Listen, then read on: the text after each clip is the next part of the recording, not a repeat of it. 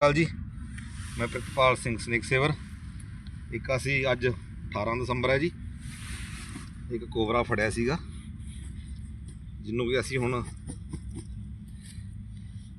ਇਹ ਧੁੱਪ ਦੇ ਵਿੱਚ ਹੀ ਫਟਾਫਟ ਇਹਦੀ ਰੀਅਲ ਦੁਨੀਆ ਦੇ ਵਿੱਚ ਰਿਲੀਜ਼ ਕਰਨ ਵਾਸਤੇ ਆਏ ਆ।